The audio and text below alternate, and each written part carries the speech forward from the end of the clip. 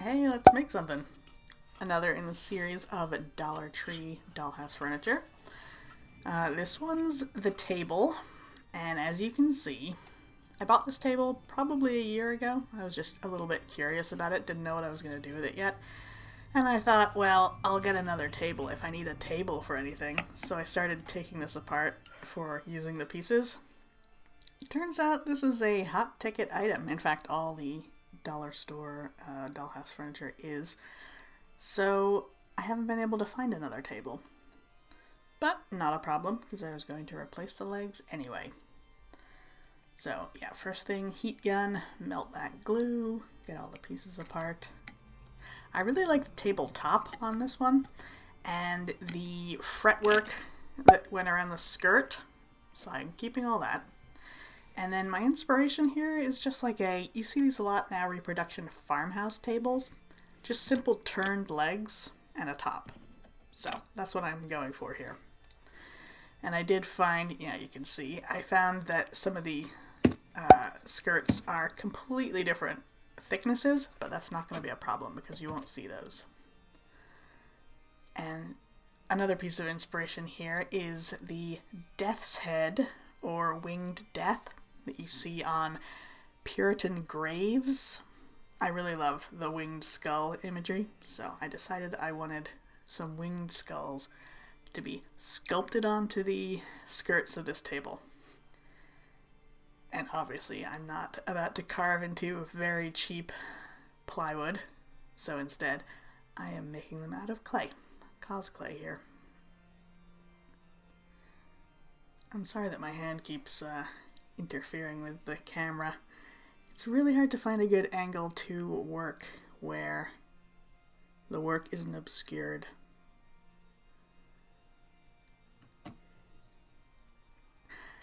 Here I'm using more of this dollar store metal tape.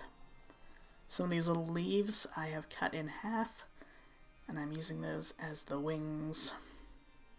I thought about sculpting wings, but it's hard to get things to match when you're sculpting, so it's kind of nice to take an easier way out. Another roll of this metal tape. I really like the scroll work on it.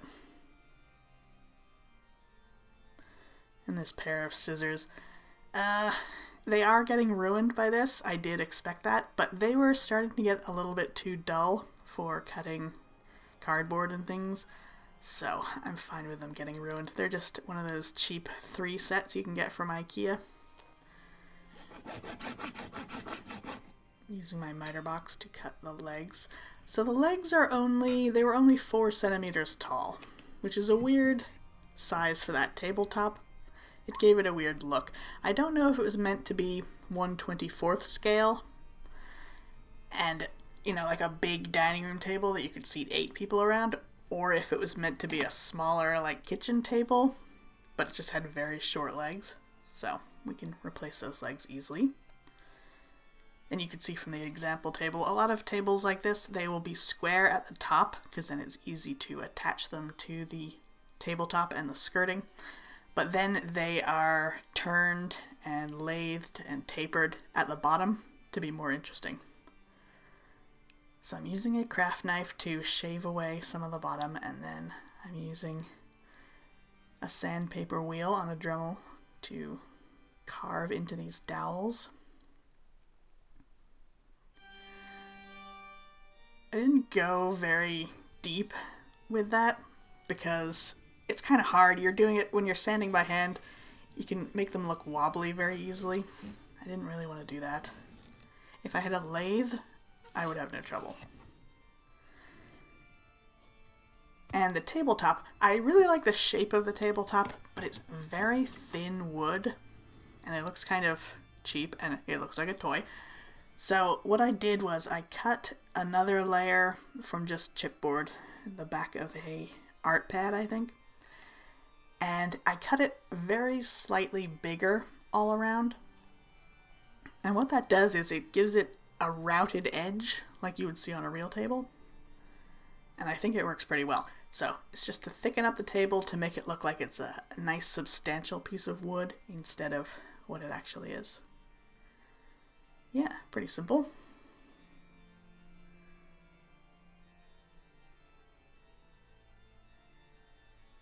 The calligraphy book comes back. It's a great paperweight, that thing. And then getting the legs glued together. It's tricky to get everything straight and square, which you want because you want the table to stand up nicely. But you just have to kind of check things from every angle, really. And I've said before, but it helps to work on a grid, and then you're able to line things up at right angles if you need to. And here I'm just eyeballing it, trying to get these legs and the skirt directly under the tabletop. And now, a layer of Mod Podge mixed with black acrylic paint. Mod Podge is excellent for a first coat because it is a glue and a sealer, so it helps unify everything and seal up all these porous surfaces, this unfinished wood, this chipboard. And then I did a layer of black paint and then gloss acrylic over top of that, so it'll look like black-lacquered wood that's super shiny. We'll see that later. But now I'm making some food to go on the top of the table. The Count himself came forward and took off the cover of a dish, and I fell to at once on an excellent roast chicken. This, with some cheese and a salad and a bottle of old Tokay, of which I had 2 glasses, was my supper. Bram Stoker, Dracula. This is the meal that Jonathan first has when he's at Dracula's castle. And I decided this was perfect for what I wanted because it's a feast, but it's a very small feast. It's a feast for one person. So it would fit on my little table. And my idea for the table is, like I said, I wasn't sure what scale it was meant to be part of, but I decided to make it 1/12 scale with these longer legs, meaning this is about a desk-sized table. It's the type of thing a rich person might have in their room if they were going to dine alone. And I figured that makes perfect sense for what Jonathan Harker was dealing with. And you can see here, out of clay, I am making a roast chicken. And I used mostly translucent clay. Something that helps miniatures look more real, I find, for food, is using a lot of translucent clay, because most foods we eat aren't just a plain matte surface. So it helps them have some more realism. And for this chicken, I wanted it to be more of an old-fashioned chicken, not the modern ones that have been bred to have those really small wings and the big breast muscles. So this is a chicken that might have been like 4 or 5 pounds, maybe. When I get to it, you'll see it has much longer legs than a modern chicken.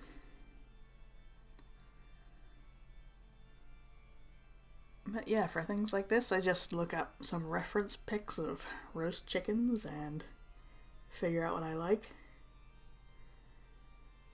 and sculpt as close as I can.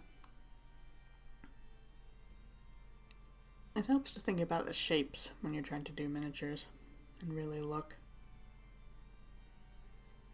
Because I think if I was trying to sculpt a roast chicken from memory, I probably wouldn't have the center breastbone stick up so high, but it is very pointy in a heritage chicken. Off to the side there, you can see I have taken the plastic dish that I'm going to serve the chicken in, and I've wrapped it in aluminum foil because the plastic dish cannot go in the oven. The clay for the chicken needs to go in the oven, so I want to be able to have that shape. And I don't actually think I baked the chicken in the aluminum foil form, but that's a really good tip if you're making a dish that needs to go in something that can't go in the oven. You can bake it in the correct shape and then put it into the correct thing afterwards. And I'm making a little cheese wheel. I looked up what types of food would have been in the Transylvanian, Hungarian sort of region at the time of the novel Dracula, and I found out that they eat a lot of Emmentaler cheese, which is Swiss cheese, in that region, so I thought that would be a nice little attractive cheese to make. And I'm making an earthenware dish for the salad. I feel like Dracula and his whole castle, he would be way too classy to serve things in a earthenware dish, but I really wanted to make one, so I gave myself that license. And the salad itself. Apparently the region is somewhat famous for a salad that is sliced cucumber in a vinaigrette with sour cream and paprika. So I'm making a tube of translucent clay with a little tiny bit of green in it, wrapped, as you can see, in a thinner layer of bright green clay. And as I take very, very thin slices of this tube, this log, I can layer them into a dish and they will look like slices of cucumber. Now here I am finishing the drumstick. So what I did was I baked the bones ahead of time, the leg bones. So then I was able to insert those into soft clay, which is great for giving the effect that they are actually separate inside the meat, rather than just all being a lump of clay. And I'm attaching the legs to the body. It's really coming together. I'm pretty happy with the way this worked out, although it took me forever to do these wings. You keep bending your own arms and trying to figure out how chicken wings work when you're doing this, or I do anyway. But I think it worked out alright.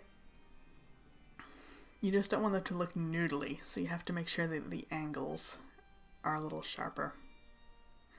And here I'm using a dollar store paintbrush, which has thick plastic bristles. Not great for painting, but really good for giving a chicken skin texture to a tiny little chicken.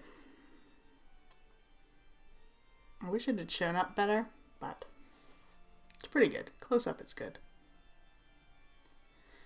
Here I'm using another little piece of aluminum foil in the shape of the dish. And I'm starting to carefully slice my cucumber slices. They do look very bright green here, but you'll see after they get baked, it dulls them down a little bit, and it makes them look more translucent, and I think that helps sell them as real. The nice thing about cucumbers is they're not perfectly smooth, so as I'm putting them into place, I can sort of squish them a little bit with the end of this pointed tool, and that's good. It helps the look. The hard part of miniatures is it's always better the thinner you can get slices of things, the smaller you can make them. I think it's worth it though. It's worth the extra trouble. And this is a tip a lot of craft people use.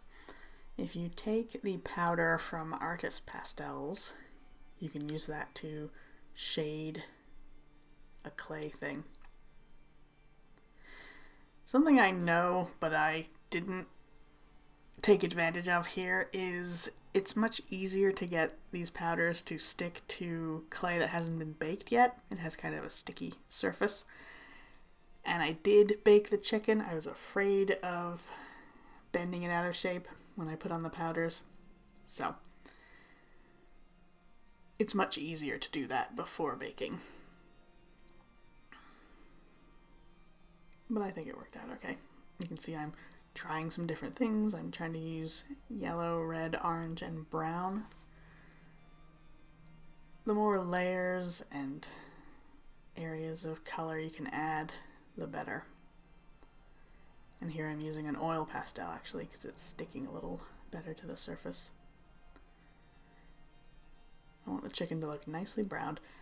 And I figured Jonathan Harker, we know early in the novel Dracula, he finds a paprika dish to be too overwhelming for him.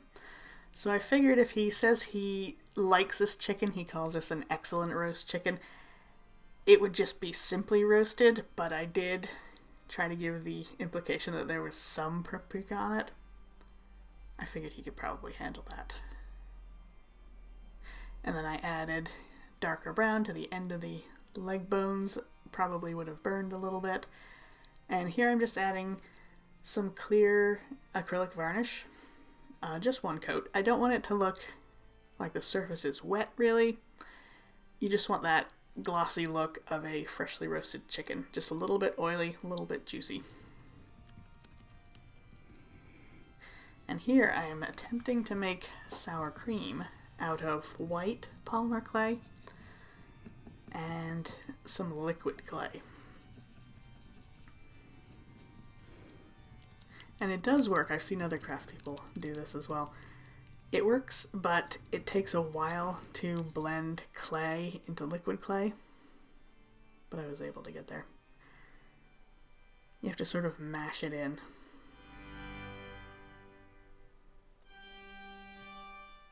You can see now that the cucumber slices are baked. They have a much more translucent quality to them.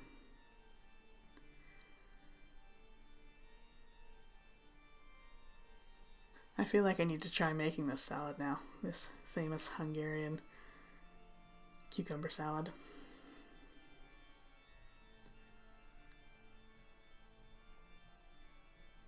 And then looking at rounds of Swiss cheese online, they do have this color that's sort of beige rather than yellow, so that's fine. I was able to do that. But they also had a darker brown outside where the cheese was starting to dry, so I tried to replicate that with some pastels. And now I'm making handles for cutlery. And I'm using some nail art beads, little silver beads, and I'm pressing them into black clay because I want it to look like two pieces of black wood that have been joined together and then riveted with these silver rivets, which you see on like steak knife handles, things like that. This probably isn't classy enough for Dracula's fancy dinner, but I wanted to do it. And this is just a Dollhouse plastic wine glass. And this is from a mixed bag of Dollhouse drink miniatures that I once bought. It is a Corona. It's supposed to be beer. But it's a huge bottle of beer. What it is 1/6 beer, and 1/6 scale is something you would see for Barbie dolls. So they're about a foot tall. Way too big, this bottle of beer, for this little table. But if I cut off the bottom, it can look like a small wine bottle. And then I cut off the cap at the top of the beer, which was just made of resin, which is how I was able to cut it with my little saw. But now I'm using some resin to cover up where I took the cap off and add a little tiny piece of bamboo skewer as if it's a cork. So that worked out pretty well. I would have liked it to have been red wine, I think, for the whole Dracula atmosphere. But I looked up Tokay wine, and it actually is this color. It's supposed to be a beautiful amber-colored wine. And it's a very dark yellow, so this worked out perfectly.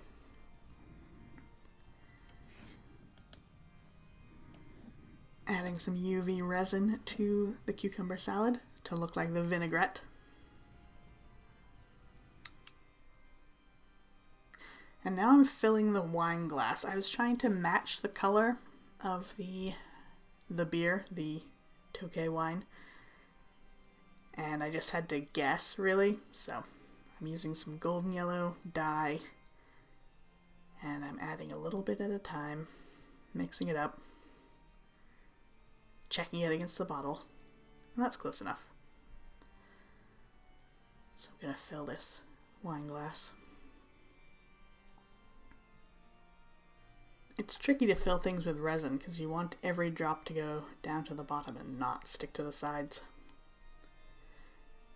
It developed some mysterious bubbles when it was curing, but that's okay. Now, time to assemble. As you can see, I've got the table all finished. And I'm just going to glue down all these various pieces. I didn't really show finishing the cheese, but what I did was I took a little scrap of wood and I made that into a little wooden cheese board. And then official pictures of Swiss cheeses that I've seen online, cheese wheels, often had a overlay on top that showed words in red. I couldn't read the words, but words in red spiraling out from the center. So I decided to sort of imply that with just a little bit of red pen. I drew on some lines. And I added some resin that was lightly tinted brown into the bottom of the dish with the chicken, as if the juices were coming out. I know in that quote that I read, Dracula takes the lid off the chicken for Jonathan, but I decided not to make a lid. That was a little too much. It's hard for me to remember to set tables, miniature tables, as if the person using them is right-handed, because I am left-handed. But I remembered the drink goes on the right.